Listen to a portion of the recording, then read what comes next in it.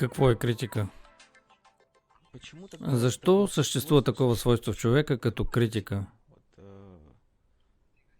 Това е егоизма. Това е просто егоизма. Тоест самото свойство за какво е? Как можем да го използваме?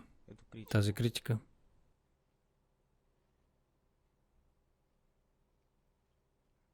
Как можем да използваме? Срещу себе си. Срещу себе си. Но обичайно всеки човек е склонен да критикува.